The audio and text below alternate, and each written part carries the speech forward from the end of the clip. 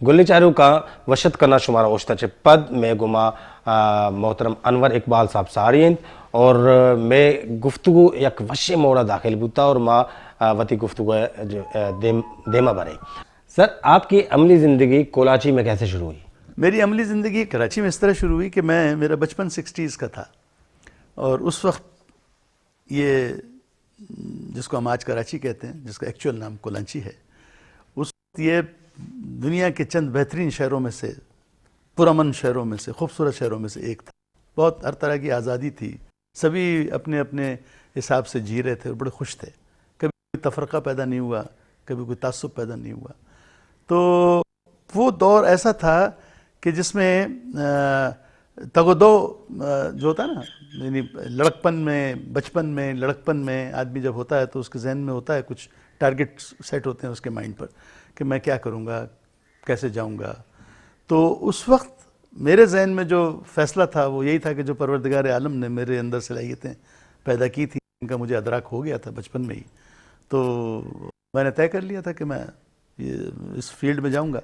लेकिन मेरा टारगेट कभी भी हमारा अपना टेलीविज़न या हमारी अपनी फिल्म इंडस्ट्री नहीं थी। मेरा टारगेट था हॉलीवुड जो है रहेगा हमेशा। और मेरा नज़रिया ये था, क्योंकि हर आदमी अपनी इज्जत के लिए जीता है ना, कि भाई मेरा नाम हो जाए। मेरे जहन में अपने नाम से ज़्यादा अपने मुल्क का नाम था। मेरे दिमाग में ये था कि मेरा नाम तो हो ही जाएगा ना, जब मेरे मुल्क का नाम ऊपर जाएगा तो मेरा नाम तो ऑटोमेटिकली ऊपर जाएगा। तो मेरी तगोदो, मेरी सोच जो थी वो मुल्क के नाम को ऊपर ले जाने की थी। जैसा कि मेरे वालिदैन, मेरे बुज़ुर्गों ने हमेशा किया कि अपने से बढ़ कर के दूसरों का ख्याल रखा, दूसरों के फैसले, दूसरों के फ़ायदे के फ़ैसले किए। तो मैंने इस ज़मन में हॉलीवुड से ट्रेनिंग लेनी शुरू कर दी। मैंने वहाँ से किताबें मंगवाई, मैंने अदाकारी पे बहुत पढ़ा, मैंने फ़ोटोग्राफी पे, कैमरे पे बहुत पढ़ा, साउंड पे बहुत पढ़ा, लाइटिंग पे बहुत पढ़ा, डायरेक्शन पे बहुत पढ़ा, सेट डिज़ाइनिंग पे बहुत पढ़ा, मेकअप पे बहुत पढ़ा। ये सब चीज़ें मैं पढ़ता रहा और मेरे दिमाग में एक ही धुन सवार होगी, किसी तरीके से मैं हॉलीवुड जाऊँगा या मैं ब्रॉडवे जाऊँगा और वहाँ पे थिएटर करूँगा। और थिएटर करने के बाद, क्योंकि थिएटर माँ है, इस तमाम मीडियम्स की जो माँ है ना वो थिएटर है, तो थिएटर मैंने करूँगा। थिएटर करने के बाद फिर मैं फिल्मों में जाऊँगा। टेलीविज़न मेरे लिए मतलब इतना ज़्यादा अट्रैक्टिव मीडियम नहीं रहा कभी भी, लेकिन ज़ाहिर है अल्लाह ताला जैसा चाहता है वैसे ही होता है, बंदे के चाहने से कुछ नहीं होता। तो मेरे बाबा जान की तबीयत ख़राब हुई, फिर उनका ऑपरेशन हुआ और मैं ही उनका अटेंडेंट था। तो बाबा ने वहाँ मेरा हाथ पकड़ के ऑपरेशन के बाद जब उनको उसमें लाए, होश में जब आए, तो उन्होंने मेरा हाथ पकड़ा और मुझसे कहा, यार तू मुझे छोड़ के चला जाएगा। मैं बड़ा हैरान हुआ। मैंने कहा, बाबा कैसे कह रहे हैं आप, मैं आपको छोड़ के क्यों जाऊँगा? कह रहे नहीं, मैंने सब तुम्हारे कमरे में बच्चू एक दिन आके चेक किया तो तुम तो भैया तैयारी कर रहे हो जाने की, क्योंकि मैंने प्रॉस्पेक्ट वगैरह मंगवा लिए थे और मैं तैयारी में था जाने की। तो वो अब्बा की नज़र में आ गए, मेरी वो किताबें जो कमरे में थी। तो मैंने वालिद साहब ने, फिर वहाँ मेरे वालिद साहब ने मेरा हाथ पकड़ के, बेटा तुम नहीं जाओगे। मैंने कहा अच्छा बाबा नहीं जाऊँगा। तो मैंने वो अपना सारा कैंसिल किया, अपना जाना, अपने मिशन को मैंने एक बाप की मोहब्बत में स्टॉप कर दिया। अब मेरे अंदर जो फनकार था वो तो खलबलियाँ खा रहा था ना, वो तो चाह रहा था कुछ ना कुछ हो, और मुझे ऑफर्स आनी शुरू हो गई। मैं जवानी में कदम रख चुका था, फर्स्ट ईयर में आ चुका था, फिल्में ऑफ़र हुई, सिंधी फिल्म ऑफ़र हुई और बहुत से लोग आए गए मेरे पास। तो मैं कहता था नहीं यार, मैंने तो कुछ और करना है। टेलीविज़न की अभी ऑफ़र्स नहीं आ रही थी, अभी मेरा लड़कपन था, मतलब मैं फुल ग्रोन मर्द नहीं था उस वक्त, अभी मस्सें मेरी भीग रही थी। तो कहा नहीं जी आप हमारे फिल्मों में काम करें वगैरह वगैरह। खैर वो नहीं हुआ। फिर ऐसा हुआ कि एक फ़िल्म शुरू की कुछ लोगों ने बलोची ज़बान की, हमल व महागंज, दुनिया की पहली और आखिरी बलोची फिल्म।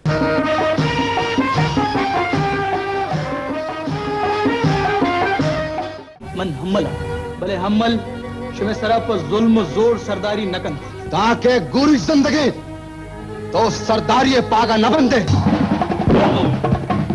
मनी महरंग जुदाई गिंदगाई चंद कने बुगोश रोके और कस के सरामान तरी तो इधर हर चीज लूटे बेका कस ते सरामान 75 की बात बता रहा हूँ मैं आपको। और अब वो फिल्म ये लोगों ने शुरू की, 4-5 आदमी थे, इन्होंने आके मुझे कहा कि साहब आप हीरो का रोल करें।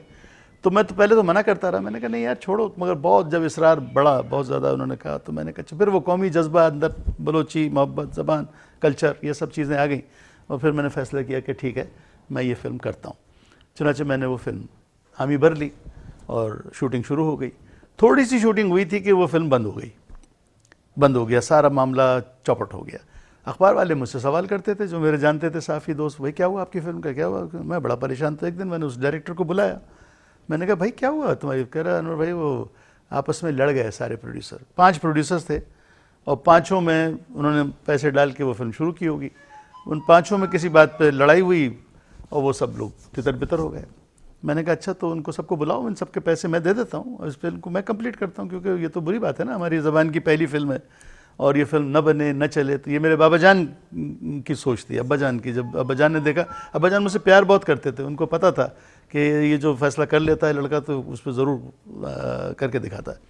तो उन्होंने फिर मुझे कहा कि तुम बुलवाओ उनको। मैंने बुलवाया, तो जितने पैसे उन्होंने उस वक्त सर्व किए थे उस फिल्म पर, वो पैसे हमने 1 चेक पेमेंट करके उनको दे दिया और उस फिल्म के हम प्रोड्यूसर बन गए।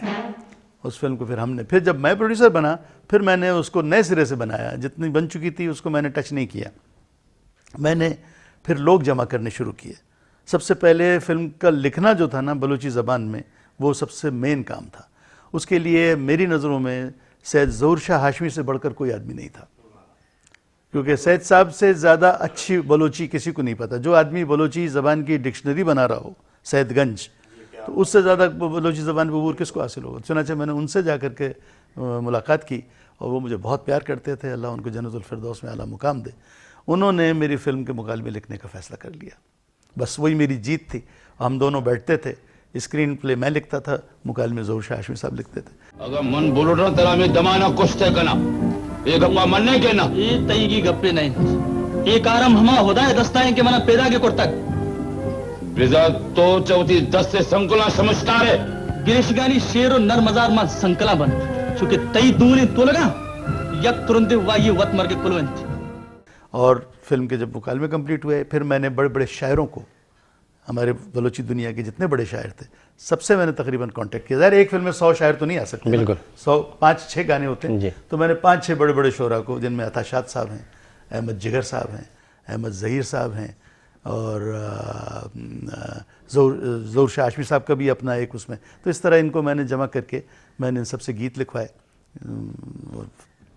फिल्म मैंने शुरू की। फिल्म शुरू हुई, फिल्म की ओपनिंग सेरेमनी बड़े धूमधाम से हुई। 500 कार्ड छपे थे, 500 की जगह 5000 आदमी स्टूडियो में घुस गया। उन सब 5000 आदमियों के लिए चाय पानी का इंतज़ाम करना पड़ा, हो गया। फिल्म की शूटिंग शुरू हुई, कहीं से कोई मुखालफत पैदा नहीं हुई, किसी ने कुछ नहीं कहा, सब खुश और फिल्म बड़ी अच्छी बनी।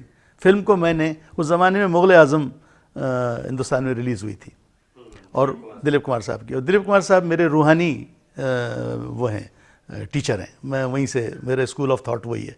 तो मैंने उनसे भी मुतासिर था मैं, और उस फिल्म से भी मुतासिर था कि पहली हिंदुस्तान की तारीख़ी फ़िल्म जो 14-15 साल में जाके कंप्लीट हुई, तो मैंने उसका फ़ोटो सेट मंगवाया बॉम्बे से, और वो फ़ोटो सेट मंगाया कि मैंने अपने आर्ट डायरेक्टर को दिया। मैंने कहा मुझे ऐसे सेट चाहिए। उसने कहा अनवर भाई ये तो बहुत महंगे हैं। मैंने कहा नहीं, मैं ये नहीं कह रहा हूँ, मैं कह रहा हूँ कैलिबर इतना बड़ा बना दें आप। उन्होंने अगर संगमरमर इस्तेमाल किया है तो आप पत्थर लेके उस पर पेंट कर दें, आप किस बात के आर्ट डायरेक्टर हैं। तो हमने वो चीज़ें की, हमने वैसा ही बनाया, और हमारे सेट्स, हमारी चीज़ें किसी तरह भी मुग़ल आज़म से कम नज़र नहीं आएंगी आपको। वो फिल्म ही पूरी की पूरी मुग़ल आज़म से कम नज़र नहीं आएगी आपको, इतनी खूबसूरत फिल्म बन गई।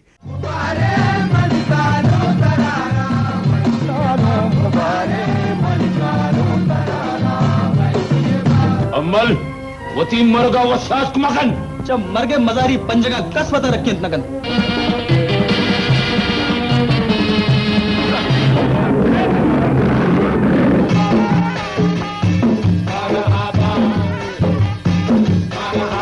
खुदा कन के मनवती सरजमी जिंदा पतई राह चारिया ओ दोस्त मजीरा बाबा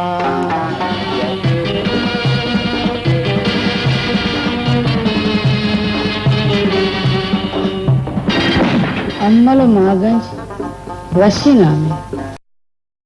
अब जब वो फिल्म बन गई, तैयार हो गई, अब वो तमाम लोग जो मेरे बाबा जान के सियासी मुखालिफ थे, जो पीपल्स पार्टी में होते हुए चूँकि मुझ पर उस ज़माने भुट्टो साहब बहुत ज़्यादा मोहब्बत मुझसे करते थे और उनकी बड़ी नज़र इनायत थी मुझ पर, वो बातें उन्हें खटकती थी। तो उन लोगों ने इन तमाम चीज़ों को सोचा समझा कि भाई ये एक बंदा है जिसने एक फ़िल्म पहली बनाई, और अगर ये कामयाब हो गई, ये फिल्म चल गई, ये लोग वैसे भी सियासी ख़ानदान के, इनका ख़ानदान सियासत से है और ये सियासतदान का बेटा है, और अगर इसने ये इस तरफ कदम रख लिया सियासत में तो ये हमारे तो सीटें चली जाएंगी, फिर हम क्या करेंगे। उन्होंने अपने मुस्तकबिल को डार्क महसूस करते हुए सीधे साधे बलोचों को वरगलाया और उन्हें इस फिल्म के ख़िलाफ़ कर दिया कि बलोची कल्चर में फ़िल्म नहीं है, बलोची कल्चर किसी सिनेमा की पर्दे सीमी की मोहताज नहीं है, तबले की थाप नहीं है, पायल की झनकार नहीं, ये दीवार पे लिखा हुआ था।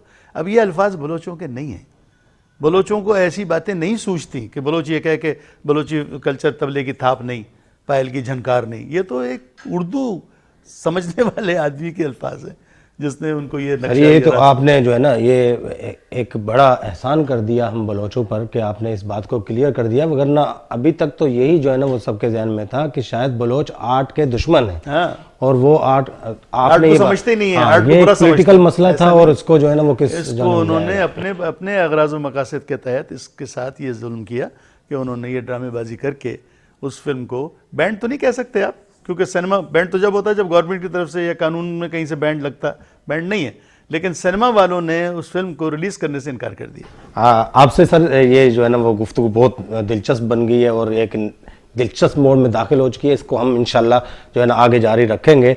गुल्लेचारों का अन्य वादे बुता या कि गोंडे ओश्ते शुमा हम दबीबियत वापस खाएं।